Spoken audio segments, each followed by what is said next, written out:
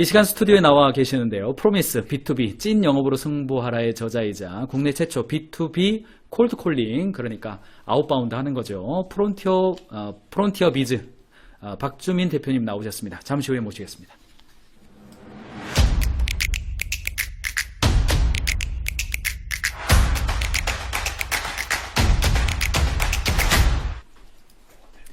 네, 이 자리에는 프로미스 이기는 영업조직 만들기 주제로 함께 이야기 나누겠습니다. 박주민 대표님 나오셨습니다. 반갑습니다. 네, 반갑습니다. 네, 오랜만에 나오셨죠? 네, 작년 11월에 이후 6개월 만에 다시 뵙는 것 같습니다. 벌써 6개월이 됐고요. 네네네. 그때 이렇게 나오셔서 B2B와 B2C는 사실 뭐 다른 게 아니다. B2C여도 사실은 B2B로 연결된다. 찐 영업을 하려면 이해관계자를 관리하라. 네. 뭐 이런 인사이트를 주셨어요. 맞습니다. 뭐 채팅창에서도 반응이 굉장히 있었는데 네네. 오늘 다시 모시게 돼서 반갑습니다. 저도 다시 불러주셔서 너무 반갑고 감사합니다. 요즘 뭐 현장을 다니시면서 동향이나 흐름은 좀 어떻습니까? B2B 관련돼서. 뭐 작년에도 이제 말씀을 일부 드렸는데 이제 그 기업 경영의 패러다임이 좀 세일즈 오리엔티드 되다 보니까 잘 파는 전문성을 굉장히 강조하는 영업 조직의 전문화에 대한 니즈가 많아지는 것 같아요. 네. 영업 조직의 전문화. 뭐 이 테마가 사실은 저도 현장 가서 마케팅이나 이런 판매, 영업 이야기 많이 합니다만 아무래도 제가 나누는 것도 제 배경이 리테일이다 보니까 B2C를 기본으로 하는데 후반부에 질문하세요 그러면 꼭 대표님 손 드세요. 우리는 B2B인데 안 맞는 것 같아요. 이렇게 네네. 하셨는데 대표님이 대한민국 사회에서 이런 B2C에 관련된 이야기 좀 많이 나눠주셨으면 좋겠고, 네, 지금 뭐 콜드 콜링에 져서 프로미스 출간하시고 여러 가지 뭐 삼성전자를 포함해서 최근에도 페이스북에 제가 팔로우 돼 있는데 이렇게 뭐 활발하게 움직이고 계시더라고요. 네, 뭐 나름대로 감사하게도 이제 불러주시는데 뭐 아주 뭐 정신이 없을 정도는 아니지만 감당할 만큼 이렇게 이곳저곳 다니고 있고요. 또 특별히 이제 이 가인지 캠퍼스 덕분에 제가 좀 인지도가 좀 많이 올라간 것 같아요. 그래서 지방에 가끔 가게 되면 네. 아, 가인지 캠퍼스에 나오신 분 하면서 네. 알아보시는 분이 있을 때 그때 좀 가인지 캠퍼스의 위력을 좀 실감하기도 합니다. 더 유명하게 해드리고 싶은데요. 자, 유튜브 사이트도 운영하고 계세요. 전문가 영업TV 이렇게 운영을 하고 계시고, 오늘은 이기는 영업조직 관련돼서 좀 이야기를 나누고 싶은데요. 일단 좀 영업조직과 관련돼서 뭐 지금 대표님은 대기업, 또 중견기업, 또 언더백 기업, 스타트업까지 네. 이렇게 많이 하고 계신데 네. 결국은 팔려야 비즈니스잖아요. 그렇죠. 영업 조직을 구축할 때 경영자가 이기는 영업 조직이 되기 위해서 가장 먼저 좀 강조해 주시고 싶은 건 어떤 겁니까? 사실 뭐 굉장히 다양한 요소들이 필요한데요. 제가 이제 한 27년 가까이 대기업, 중소기업, 또 개인 사업도 제가 또 했고, 최근에는 이제 1인 기업가로서 이제 한 27년 경험을 쌓다 보니까 좀 성과가 나는 영업 조직의 특징, 반대로 얘기하면 성과가 잘 나지 않는 영업 조직 특징이 보이더라고요. 그래서 저는 나름대로 그걸 세 가지로 좀 추렸어요. 첫 번째, 그러니까 성과 나지 않는 영업 조직의 특징 첫 번째는 현상 유지 마인드에 매몰되어 있더라. 아하. 두 번째는 가격 탓만 혹은 제품 탓만 하는 조직이 많더라. 네. 그리고 마지막으로 세 번째는 신규 개척 영업을 게을리하는 조직이 많더라. 아하. 이렇게 이제 한 세 가지 정도로 제가 이 특징을 좀 잡아봤습니다. 근데 뭐 이런 거 있지 않습니까?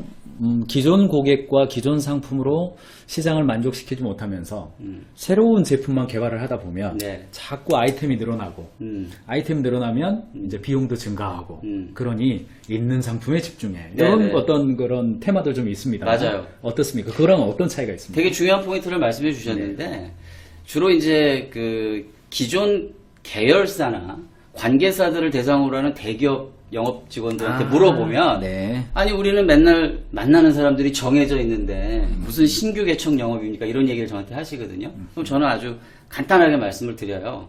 소위 고객의 구매 사이클이라는 게 있습니다. 이따가 제가 말씀을 드릴 텐데 그것을 다시 리셋을 하셔서 새로운 고객을 만나듯이 니즈를 개발하고 확장시켜야 돼요. 그러니까 이거는 고객 수라는 개념에서만 볼 것이 아니라 기존 고객을 대상으로 해서 새로운 프로젝트를 새롭게 접근한다는 측면에서 보면 그게 좀 이해가 되실 거라고 봅니다. 네, 이해를 했습니다. 이게 양적으로 신규와 뭐 양적 성장이라기보다는 기존에 있는 고객에 대해서도 그걸 재정의하고 리셋하고 네. 새롭게 파는 거. 네. 제가 그 포스코 만났을 때 네. 남아메리카 시장이 활발하다고 그러더라고요. 네. 근데 거기에서도 브라질이라든가 이런 데에서 철강을 요청을 할 때 네. 전에는 일본 제품하고 비교를 하지 않고 중국 제품이랑 비교를 해서 거기보다 나오면 우리는 가격이 일본보다 싸고 중국보다 비싸잖아요. 네. 맞아요. 한국 가격이라는 게. 네. 그러니까 그렇게 이제 제공을 했는데 새해가 되니까 네. 일본 제품만큼 만들어주세요. 뭐 이렇게 요청을 한대요. 그래서 네. 우리 힘들다 뭐 이런 이야기를 하더라고요. 네. 그러니까 계열사를 판매를 하든 기존에 있는 고객들한테 똑같은 제품을 또 다시 납품을 한다 하더라도 요청은 달라질 수 있다. 맞습니다. 거기에 대해서 새롭게 정해야 된다. 그렇습니다. 그렇기 때문에 여기에 관해서는 또 많은 연구들이 있었어요. 실제 이제 뭐 이 방송을 시청하시는 분들은 이제 언더백 기업 분들이 대부분이시지만 우리가 소위 맨날 만나는 고객을 대상으로 하는 영업 대표들을 조사를 해봤더니 그 실제 고객을 발굴했었을 때 어느 정도의 니즈가 발견이 되는가 한 몇 퍼센트 정도 됐을 것 같습니까? 뭐 적을 것 같습니다만. 한 몇 퍼센트 그냥 한번 게싱해 보세요. 30%? 거의 맞추셨는데 아, 그래요? 네. 무려 40% 가까이까지 새로운 니즈가 발굴이 됐어요. 그러니까 아무 일도 하지 않으면 아무 일이 발생되지 않을 텐데 그렇게 새로운 고객이 아닌 기존 고객이라 할지라도 한 뎁스 두 뎁스 치고 들어가다 보면 반드시 고객의 숨어있는 니즈가 발굴이 되더라라는 거죠. 굉장히 시사하는 바가 큰 것이죠. 똑같이 만나는 클라이언트를 하더라도 물어보고 그럼요. 그러면은 40% 가까이도 새로운 니즈가 발견된다. 그렇죠. 왜냐하면 작년에도 제가 말씀드렸다시피 그 고객사 내부에는 다양한 구매 영향력자 그룹이 있잖아요. 네. 그러니까 다양한 채널의 오피니언 리더들을 두루두루 접촉을 하다 보면 예상치 못했던 그런 어떤 신박한 어떤 니즈들을 반드시 발견하게 된다라는 거죠. 그러니까 저도 이제 가끔 말씀드립니다만 돈을 좀 벌고 싶을 때 네. 없는 시장, 만나지 않았던 고객 만나지 말고 기존에 있는 시장에서 네. 기존에 만났던 고객한테 뭐 좀 드릴 거 없어요? 물어봐라 차라리. 그럼요. 그러면 더 올라간다. 그럼요. 이야기 종종 하거든요. 그럼요. 같은 맥락으로 얘기했습니다만. 맞습니다. 네. 그럼에도 불구하고 제가 이제 오늘 이제 강조를 드리고 싶은 포인트 중에 하나는 그 새로운 이제 성과나는 조직이 되기 위해서 이따가 좀 말씀을 좀 드리고 싶은데 양적인 것도 사실 영업적 측면에서는 좀 중요해요. 그래서 양과 질을 같이 좀 잡을 필요가 있습니다. 그러면 반대로 성과를 내는 영업 조직의 특징은 음. 좀 어떻게 정리할 수 있습니까? 아주 심플하죠. 성과 나지 않는 조직을 반대로 하면 됩니다. 반대로. 네. 네. 그래서 하나씩 살펴보면 첫 번째 제가 강조했던 게 현상 유지 조직으로부터 벗어나야 되는데 네.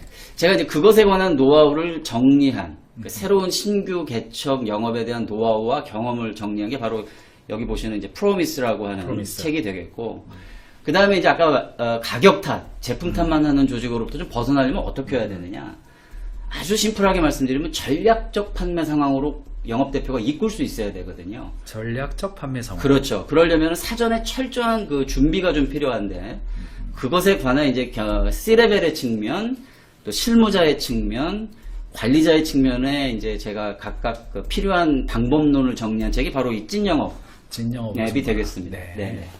전략적 판매 상황. 조금 생소하게 들릴 수 있습니다만 어떻습니까? 작년에도 제가 이제 굉장히 강조드렸던 말씀이었습니다만은 슬라이드를 한 장 펴고 볼까요? 네. 네. 요맘입니다. 네네네. 네. 아까 요거 띄워졌나요? 네네. 네. 사실은 전략적 판매 상황으로 이제 이끈다라고 하는 것은 이제 고객의 구매 사이클이라고 하는 휠을 좀 이해할 필요가 있어요. 그래서 그 화면에 보시는 바와 같이 뭐 개인이든 뭐 법인이든 모든 고객의 그 구매 니즈는 인식 단계로부터 시작이 되는 것이죠. 파란색 인식 단계. 그렇죠. 여기서부터. 네. 그래서 이제 제가 그 너무나 내용이 길기 때문에 간단하게만 좀 짚어드릴게요. 이 니즈 인식 단계라고 하는 것은 결국은 고객이 뭔가를 구매를 하려면 뭔가 결핍이 있거나 혹은 성장에 대한 욕구가 있어야겠죠. 그러면 그것을 보다 더 확장시키는 노력이 있어야 되는데 그때 필요한 영업 스킬이 제가 작년에 많이 강조했던 게 있는데 혹시 기억나시나요? 그 볼펜 이야기 하면서 이렇게. 그 다음 이야기인데 이해관계자? 아니죠. 아, 그러니까 니즈를 계속해서 발굴을 하고 네. 확장을 한 다음에 네. 선택적으로 우리의 제품이 초이스 되도록 만들어야 되거든요. 네. 뭐 선택이나 초이스나 비슷한 말인데 그러려면 질문 능력이 중요합니다. 질문 능력. 그렇죠. 그래서 질문을 설계한다라고 얘기하거든요. 네. 니즈 인식 단계에서는 그러한 고급 질문 능력을 강화하는 게 굉장히 중요하고요. 이 단계를 이제 거치고 나면 이제 본격적으로 경쟁사하고의 비교 평가 단계가 들어갑니다. 네. 여기에서 이제 가장 중요한 것은 고객의 구매 결정 기준이 있지 않겠습니까? 그렇습니다. 거기에 자사가 줄 수 있는 제품의 베네핏을 얼라인 시켜야 돼요. 일치시켜야 돼요. 근데 이 과정이 굉장히 지난하고 힘든 부분이죠. 아주 심플하게만 얘기한다면 이런 거죠. 예를 들어서 대표님이 갖고 있는 무기가 C예요, C. 네. 근데 고객은 A를 원해요. 네. 그럼 어떻게 이 상황을 극복하시겠습니까? 고객은 A를 원하는데 네, 대표님은 아니, C밖에 C다. 없어. 그럼 어떻게 C밖에 하실래요? 없다. 간단하게 생각하시죠. A를 소개시켜줘야 되는 거 아니에요? 아주 심플하게만 얘기하면요. 네. 어떻게든 우리가 C를 어필을 해서 네. A보다 상대적으로 중요하게 만들면 되겠죠. 아, 무조건 내가 가진 건 C니까 C를 팔아야 된다는 전제라면. 그렇죠. 실은 C가 더 좋아요. 라고 좋은데 설정을 해야 고객의 구매 결정 기준에 C는 없어. 없다. 그러면 결정 어떻게 기준에 C를 넣어야 되는 거 아닙니까? 그렇죠. 최대한 C를 어필할 네. 수 있는 방법을 동원을 해야겠죠. 그때는 솔직히 A를 잘하는 회사 소개시켜주고 역시 학습 능력이 뛰어나셔서 그걸 기억하고 계시죠. 마진을 좀 그러니까 바로 그거예요. 네, 네. 바로 지금 말씀드리는 게 가장 기본적인 전략이라는 거죠. 네. 근데 전략적 판매는 뭔가 좀 전략틱해야 될 거 아니에요. 네, 네. 고도의 전략이 필요한데 그게 바로 다음 말씀드리고자 하는 건데 우리가 C로 A를 어찌할 수 없잖아요. 그러면 이 A를 희석시키면 됩니다. A를 희석을 시켜서 우리의 C가 도드라지게 할 수 있는 방법들이 되게 다양해요. 네. 그런 것들을 이제 우리가 선택한 비교 평가 단계에서 승부수로 펼쳐야 되는 거고요. 그 다음 단계를 이제 거치면 끝나느냐? 그렇지 않죠. 특히나 이제 중대형 기업 고객 같은 경우는 계약 시점이 됐을 때 굉장히 불안해합니다. 막 비토를 놓는 사람. 그렇죠. 그런 것도 있고 정치적인 이유도 있죠. 네. 왜냐하면 개인의 안위에 걱정이 되죠. 야, 이번에 가인즈 캠퍼스를 우리가 바꿨는데 말이야. 지난번보다 확실히 잘한다라고는 했는데 실제 이거 오픈해보면 이거 말하고 다른 거 아니야? 이래가지고 나 위에 분들한테 왜 가인즈로 바꿨어 하면서 무책당하는 거 아니야? 이런 이제 그 네, 불안, 가인지는 참고로 말하는 것과 실제 내용이 같습니다. 물론 그렇죠. 제가 이제 예를 들어서 말씀을 네, 드리는 네, 건데 네. 그런 상황이 충분히 있을 수 있다는 그럴 수 거죠. 있죠. 특히나 거래 규모가 크다고 생각하면 리스크가 굉장히 클 거 아니겠습니까? 근데 일반적인 셀러들은 그러한 부분들을 섬세하게 짚지 못합니다. 그래서 우리가 이 계약 시점에서 이제 소위 말하면 승부 근성과 이 나으리지 지식이 필요한데 두 번째 슬라이드 한번 잠깐 열어주시겠습니까? 아, 요거는 그래프네요. 네. 그래서 이제 많은 그 연구들이 있었어요. 아주 어려운 그 데이터는 아니고 계약 시점이 되게 되면 중대형 기업 고객들은 불안하다는 거예요. 네. 당연히 그럴 거 아니겠습니까? 보시는 바와 같이 이제 고객의 불만 수준과 계약과의 상관관계를 보면 아직 가인즈의 가치를 잘 모르는 사람들은 이 19,000원 어떻게 보면 굉장히 저렴한 건데 그것조차도 비싸다고 하는 사람들도 있어요. 잘 모르니까. 그럴 수 있죠. 그런데 그 가치를 알면은 대표님을 리스펙하지 않을 수가 없는 거죠.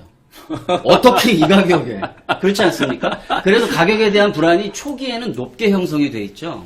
그렇지만, 가인즈의 이제 어떤 그 진가를 알게 되고, 진 면목을 알게 되는 순간 그래프가 어떻게 됩니까? 하향하게 되죠. 불안 수준이 점점 떨어지다가 계약 시점이 왔을 때 도장 찍을 때 도장 찍을 때 다시 확 올라간다는 확 올라가네요. 거죠. 예, 그때 이제 소위 말하면 아까 말씀드렸던 구매 사이클 휠 단계에서 가인지도 있고 나인지도 있고 네. 다인지도 있다면 이때 법무팀, 회계팀, 그렇죠. 다 이제 비토그룹이 등장하는 맞습니다. 타임입니다. 그래서 이제 그들을 두루두루 접촉을 해서 네.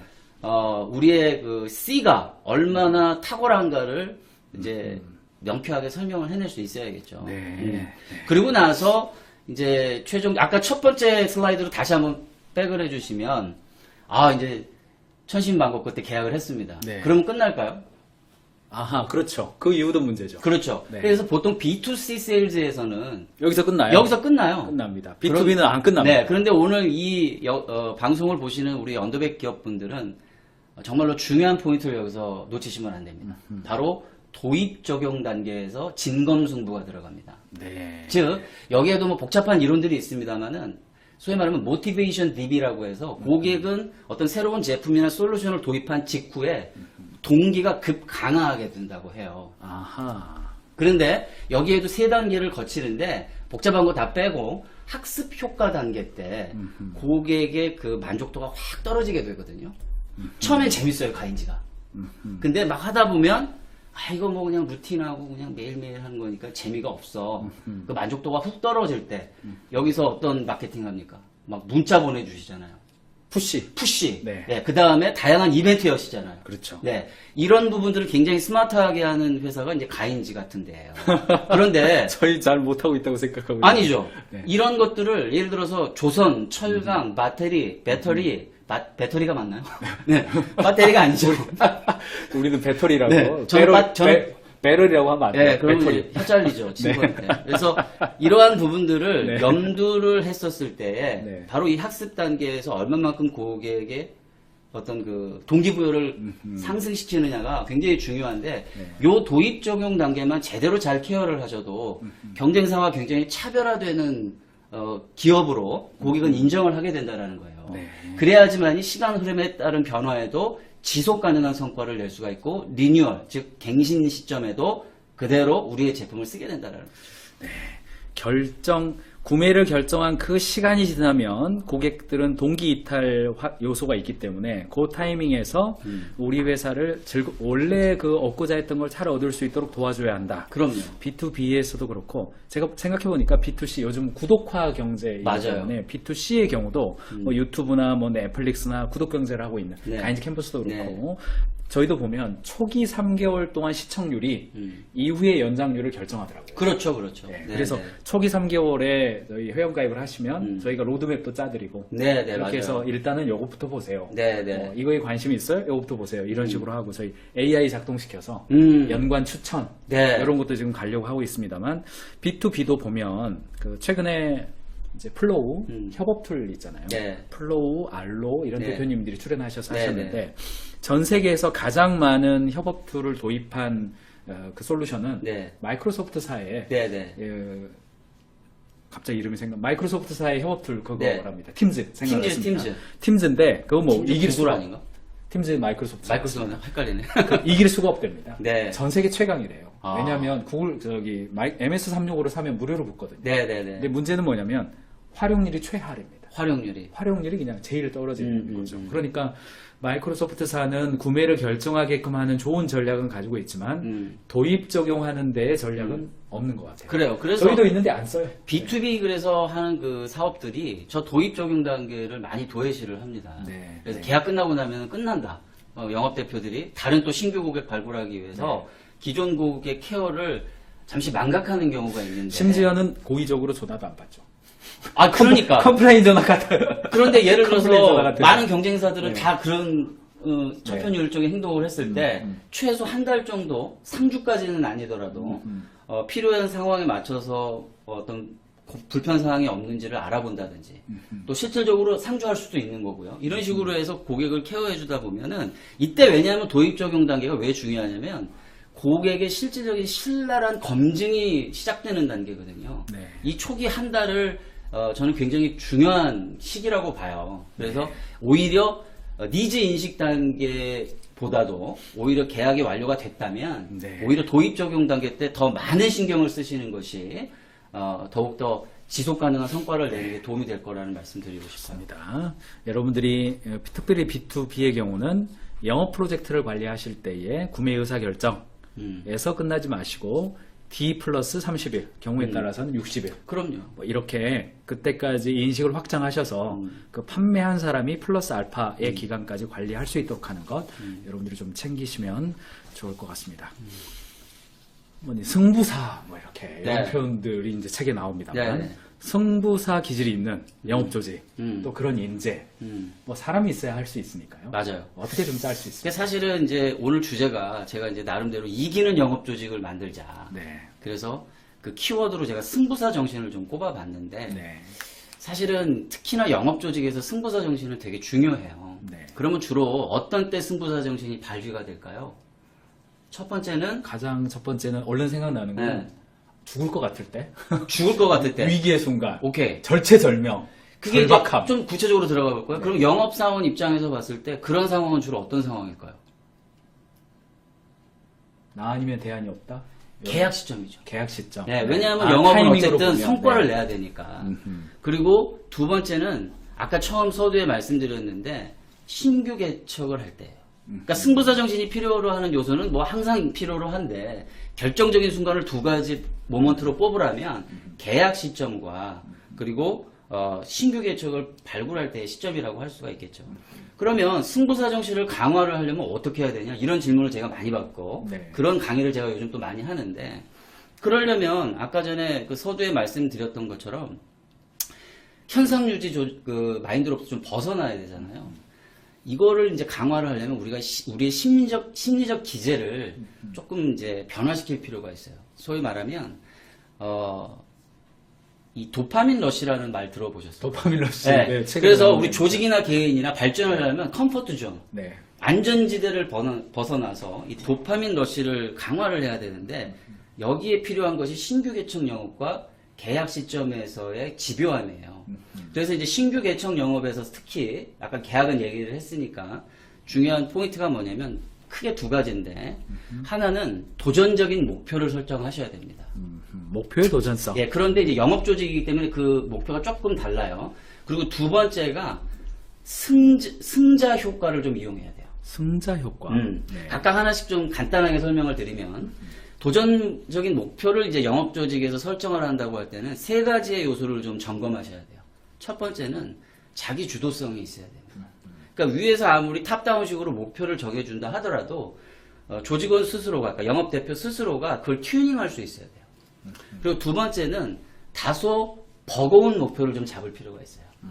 보통 대체적으로는 한 20% 정도 향상된 120% 정도의 버거운 목표를 좀 정할 필요가 있고요. 세 번째는 정말 중요한 요소인데 reason why. 내가 왜 이 목표를 달성해야만 하는가에 대한 지난한 토론이 있어야 됩니다. 매니저와 현업 실무자 간에. 이것이 이제 영업 조직에서 필요로 하는 도전적인 목표를 설정하는 방법이 되겠고요. 자, 두 번째가 이제 제가 승자 효과라고 그랬잖아요. 네. 이건 뭐냐면 아무리 도전적인 목표를 잘 설정했다 하더라도 처음부터 너무 진입장벽이 높은 시장이나 고객을 상대하면 어떻게 되겠습니까? 뭐 실패를 많이 경험하죠. 실패도 하게 되고 제풀에 넘어지잖아요. 그러면 실제 능력이 있는 직원이라 할지라도 나 이것밖에 안 돼? 라고 생각할 수가 있어요. 그래서 이 승자 효과를 가장 잘 활용했던 권투 선수가 있습니다. 혹시 핵펀치로 유명한 마이크 타이슨? 맞습니다. 네, 네. 그러니까 우리가 알 때는 마이크 타이슨이 타고난 이제 신체적인 능력도 있고 네. 권투도 원체 처음부터 잘한 거 아니야 이렇게 생각하기 쉬운데 엄밀히 얘기하면 이제 마이크 타이슨보다도 마이크 타이슨을 키워냈던 트레이너의 지혜가 있었어요. 처음 프로로 데뷔했을 때 마이크 타이슨이 최초의 3명의 파트너들은 실력이 아주 낮은 상대들만 골랐답니다. 아, 네. 그렇게 해서 아주 그냥 떡을 만들어 놓은 거죠. 그러니까 마이크 타이슨이 어땠겠어요? 뭐 자신감이 붙었겠죠. 자신감이 아니라 이거 내가 치면 무조건 다 애들이 그냥 넘어간다. 넉다운이 되는구나. 떡이라는 표현이 좀 너무 이거 좀 로우한 표현이어서 죄송했는데 그러다 보니까 마이크 타이슨이 그때 이후부터 굉장히 자신감이 상승이 돼가지고 어떤 경기를 나가더라도 내가 이렇게 될 수 있다. 이것을 다시 우리 영업 상황으로 적용을 해보면 작은 성공을 이루어갈 수 있는 저는 이제 강의시 때 이런 표현 써요. 만만한 상대를 좀 골라라. 나쁜 의미가 아니라. 그래서 정리하면 도전적인 목표와 승자 효과를 이용해서 컴포트 존을 벗어나 도파민 러시를 강화하는 이러한 쪽으로 우리가 좀 드라이브를 걸 필요가 있다라는 거죠. 목표의 도전성과 승자 효과. 얼핏 보면 좀 상대적일 것 같기도 합니다. 아마 초급 사원이나 신규 영업할 때는 이 성공 경험이 중요한. 그렇죠. 좀 달성하면서 좀 맞습니다. 경험해보면서 가는 게 필요하고 네네. 또 기존 시장이라든가 이런 것들은 최소한 한 20% 이상 네. 좀 도전적으로 해서 새로운 시도를 할 수 있도록 하는 것. 맞습니다. 이런 측면들이 좀 다 중요할 것 같습니다만 어떻습니까? 이렇게 회사는 좀 팀워크도 중요하고 네. 격려해주는 문화도 중요하고 네. 또 개인 입장에서는 아까 이윤성 교수님과 통화할 때도 뭐 기본적으로 위생요인 중심적인 사람보다는 동기요인 중심적인 사람으로 맞아요. 좀 인재를 뽑으세요 그랬는데 영업이니까 더더욱 그럴 것 같습니다. 더더욱 그렇죠. 네. 그래서 저는 이제 아까 그 HRD 전문가 부분의 말씀 굉장히 경청하면서 공감이 많이 갔고요. 사실은 제가 뭐 저의 주장입니다만은 저는 개인적으로 회사에서의 어떤 리더십을 이야기할 때, 이거 너무 좀 오해하실 수도 있는데, 로우하게 이야기하는 겁니다. 좀 솔직하게 얘기하면, 리더십의 원천은 저는 실력이라고 생각을 해요. 근데 실력이 없으면 어떠한 그 리더십 이론을 갖다 붙여도 저는 아무런 소용이 없다고 생각을 합니다. MZ세대들에 대해서도 뭐 저도 썩 좋아하는 표현은 아닙니다만은 일단 리더가 실력이 있으면 뭔가 따라가고 싶어 하는 마음이 있죠. 근데 실력이 없는 상태에서 그냥 뭐 밥이나 잘 사주고 뭐 착하기만 하다고 해서 요즘에 MZ세대들이 따를 거라고 생각하지는 않고요. 물론 그럼에도 불구하고 밥도 잘 사주면서 실력도 있으면 좋죠. 그래서 자연스럽게 이제 그 승부사 정신이 그러면 어떻게 길러지는가에 대해서도 제가 이제 좀 많은 경험과 연구를 통해서 좀 한 장으로 정리를 했는데요. 네. 화면에 띄워져 있는 것이죠. 자, 왼쪽에 회사, 오른쪽에 개인이다. 네네. 그래서 특히나 영업 조직은요, 이 사기를 먹고 사는 조직인데, 회사적인 측면에서는요, 회사가 좀 즐거울 필요가 있습니다. 그리고, 단순히 금전적인 인센티브뿐만이 아니라, 아까 그 HRD 전문가 분께서 말씀하신 것처럼, 어떤 그 자아실현에 대한 욕구를 강화시켜주는 게 필요해요. 이런 걸 갖다가 이제 전문용어로 이고 드라이브라고 하는데. 이고 드라이브. 이게 이제 승부사 정신과 맥을 같이 하는 용어예요. 어떤 어려운 상황이 있을 때도 이것을 돌파해내려는 의지, 이런 걸 갖다가 이제 이고 드라이브라고 하는데, 그런 것들이 바로 격려하는 제도죠. 그럼 이런 것들, 즐거운 문화, 격려하는 제 누가 이끌겠습니까? 리더가 있고. 그렇죠. 대표님을 포함한 다양한 중간 관리자들이 이런 것들을 잘 해내는 게 굉장히 중요한 거죠. 그래서 실력을 바탕으로 한 상태에서 어떻게 하면 우리 조직원들이 좀 즐거울 수 있을까, 행복할 수 있을까, 이런 것들을 연구를 많이 하셔야 되고요. 그럼에도 불구하고 이제 채용 단계 때부터 영업에 이제 좀 필요한 인재를 뽑을 필요가 있겠죠. 그게 이제 아까 말씀드렸던 그 이고 드라이브와 또 하나가 뭐냐면 공감이에요. 엠퍼티라고 하는 요 두 가지 요소만 있어도 이제 영업 소양이 있다라고 얘기를 하는데, 이것이 이제 실질적인 현업에서는 긍정적인 사고와 전략적인 사고가 어우러졌을 때 개인의 이제 회복 탄력성이 올라간다고 하거든요. 그럼 이건 어떻게 강화를 할 수 있을까요? 오직 학습과 훈련밖에 는 방법이 없어요. 아니면 개인 사업을 하든지. 네. 그러면 시키지 않아도 네. 살아야 되기 때문에 안 할 수가 없는 거거든요. 네. 네. 그래서 저는 이 회사적인 측면의 노력과 개인적인 노력의 측면이 같이 콜라보가 됐을 때 이것이 하나의 승부사 정신 문화라고 저는 이야기를 합니다. 제 생각엔 제목에 있는 승부사 정신이라는 키워드를 조직 내에서 한번 경영자 여러분이 써보시는 것만으로도 이런 쪽의 인식들이 좀 늘어나게 되지 않겠는가. 맞아요. 이런 생각도 좀. 제가 다음 장 하나 더 준비한 게 있는데 한번 보여주시겠어요? 이거 어떻게 제가 나오네요. 이거는 네. 여러분들이 또 오해를 하실 것 같은데 실제로 제가 그 교육 현장에 가서 쓰는 네. 슬라이드예요. 아, 그래요? 네. 이제 승부사 정신이 실제 어떻게 그럼 길러지나에 대해서 이제 궁금해하실 수 있잖아요. 네. 그래서 많은 사례가 있습니다만은 저기 맨 위에 보시면 제가 직접 아는 이제 고객은 아니고 이제 그 2차 전지 장비 회사라고 네. 제가 알고 있어요. 이 회사의 대표님은 일주일에 네. 몇 차례씩 본인이 요리를 합니다. 아하. 그래서 여기 회사에서. 예, 근데 보통 요리가 아니에요. 저게 어떤 요리인지 혹시 보이세요? 이게 연어 스테이크예요. 아, 그러니까 연어군요. 예, 네. 이 공장이 주로 이제 저 외지에 있다 보니까 맨날 이제 그 짬밥만 먹잖아요. 그렇죠. 그러니까 구내식당. 예, 직원들을 네, 위해서 지루하죠. 레스토랑식의 음식을 아. 본인이 직접 요리해서 3-4명씩 불러서 일주일 단위로 몇 명씩 이제 어려운 사항도 이야기 들으면서 하는 거예요. 그렇군요. 이러니까 직원들의 어떤 그 즐겁고 만족도가 올라갈 수밖에 없겠죠. 그리고 두 번째 사진 이제 아주 익숙하시죠? 이게 언제적 사진인지 모르겠네요. 아니 오늘도 제가 합정역 오는데 네, 오른쪽. 예, 예. 이 가인지 캠퍼스의 직원들의 생일자를 광고 사인판에 이렇게 하시더라고요. 저희 이달의 생일자. 그러니까요. 네네. 그러니까 저는 사실은 이런 거를 처음 봤어요. 아하. 네, 근데 굉장히 아이디어가 좋다. 그리고 이런 뭐 사실 큰 비용이 들어가는 건 아니지 않습니까? 그렇죠. 네, 그럼에도 네. 불구하고 이제 직원들의 얼굴빛에서, 눈빛에서 뭔가 해보고 싶다, 잘해보고 싶다라고 하는 어떤 의지가 느껴지지 않습니까? 이거는요, 대표가 셀카를 찍으면서 네. 얼큰이 역할을 한 것이. 아니, 어떻든 간에 그렇게 희생을 하셔서 다른 직원들이 빛나 보이잖아요. 네, 그렇죠. 빛나 보이려면 대표가 네, 얼굴을 해야 돼요. 사실은 본질은 그게 아닌데 어쨌든 간에 이런 자그마한 어떤 섬세한 케어가 네. 직원들의 어떤 하고자 하는 의욕을 올려준다라는 거죠. 그래서 승부사 정신을 키우려고 할 때 너무 막 거창하게 인센티브, 무슨 프로그램, 이벤트 이런 것만 생각하실 게 아니라 일상 속에서 자그마하게 우리 직원들을 만족시켜줄 수 있는 요소를 찾아보는 거 네. 이런 게 되게 중요하다라는 거죠. 이런 게 전부 다 이렇게 승부사 정신이고 또 회사만에 가지고 있는 또 대표가 가지고 있는 캐릭터가 또 있을 것 같습니다. 누군가는 요리를 통해서 그렇죠. 누군가는 얼큰이 셀카를 통해서 네. 혹은 누군가는 이렇게 조용히 만나주는 것을 통해서 네. 회사만의 어떤 그런 그 탁월성을 지향하는 것 맞아요. 이런 것들 중요하게 여러분들이 챙기시면 좋을 것 같습니다. 이야기 이야기 나누다 보니까 벌써 마무리할 시간이 중요한 얘기가 남았는데. 네. 네. 자, 그런데 이제 시간이 많지 않으니까 간단하게라도 얘기를 그 중요한 이야기 얼른 해주십시오. 아, 네. 사실은 오늘 그 메인 화면 타이틀에 그 삼성전자와 이제 TSMC의 그렇습니다. 영업력의 비교에 관한 이야기를 하려고 네. 하는데 핵심 포인트는 고객 가치예요. 고객 가치. 예. 그런데 많은 사람들은 그 삼성전자와 이제 그 TSMC를 비교할 때 기술력이라든지 투자적인 관점에서만 이제 포커스를 하거든요. 그런데 사실 메모리 반도체 분야의 1등인 삼성전자가 지금 그 비메모리 반도체를 따라잡기 위해서 많은 노력을 하고 있는데 개인적으로 제가 삼성전자 출신이기도 하지만 굉장히 걱정이 많이 됩니다.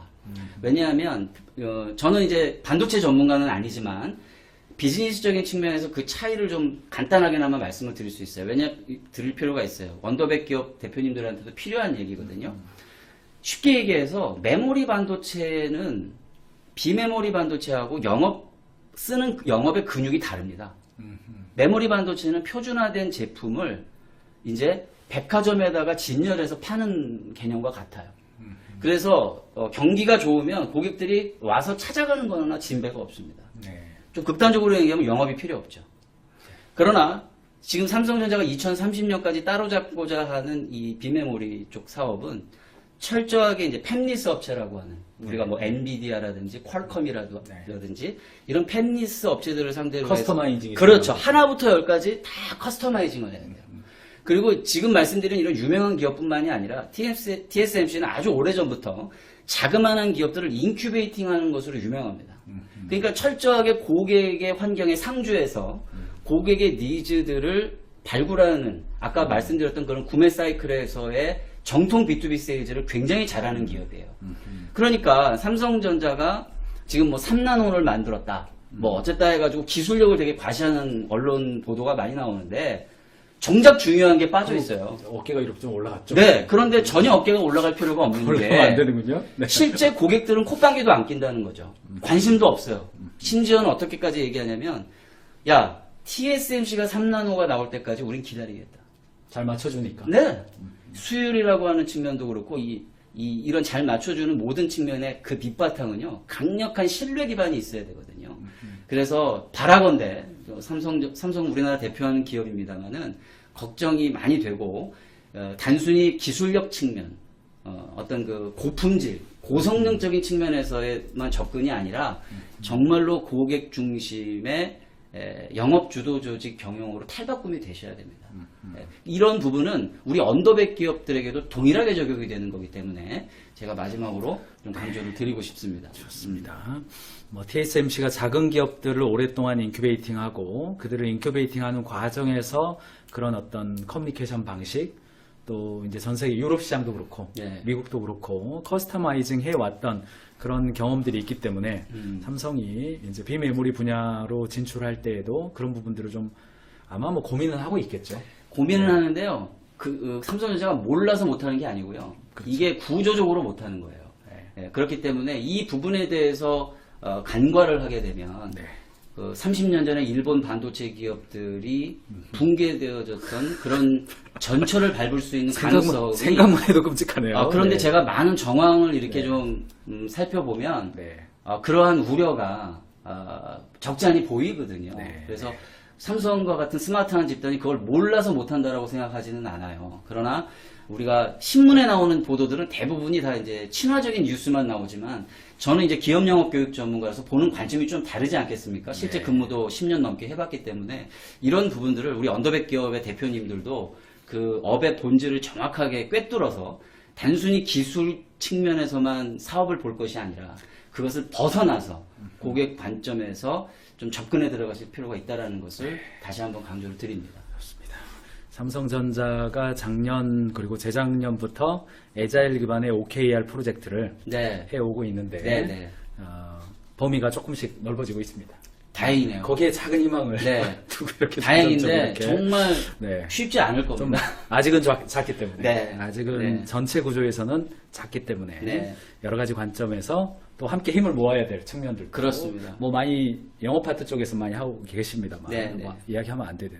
예. 아무튼 그렇습니다. 직접 하신 게 아니니까 네, 네. 자, 여러 가지 관점에서 자 B2B 영업 대한민국 사회에 국제사회에서 또 B2B 영업에 관련된 노하우를 또 전수하고 계시는 우리 이기는 영업조직 만들기 프로미스 그리고 B2B 찐 영업 승부하라 박주민 대표님과 함께 오늘 전략 초대석 이야기 나눠주셨습니다. 시간이 이제 마무리돼서 간단하게 이제 경영자분들에게 인사 부탁드리겠습니다. 네, 되게 아쉬워요. 왜냐하면 준비한 게 좀 많고 제가 좀 할 말이 많은 사람이라서 오늘 대표님한테 좀 퀴즈도 좀 내면서 그래요? 자연스럽게 네. 할 얘기가 되게 많았는데 다음번에 다시 한번 기회가 네. 됐을 때 불러주시면 좀 더 재미난 내용을 가지고 네. 이야기할 수 있길 바라고요. 여러분들도 대표님에게 궁금한 거 있으면 네, 네, 네. 카톡에다 남겨놓으시면 좋습니다. 뭐 모아서 또 여쭤보도록 하겠습니다. 네네. 그렇게 해서 또 요즘 경기도 많이 어렵고 여러 가지 이제 우울한 소식들이 많은데 이런 때일수록 제가 지난 작년에도 그거 강조했잖아요. 고객 가치에 집착하면 거기에 반드시 성공 포인트가 있다. 그 부분을 여러분들이 유념하셔서 파이팅 하셨으면 좋겠습니다. 네, 감사합니다. 오늘 여기까지 들어야 될 것 같습니다. 네. 나와서 감사합니다. 감사합니다.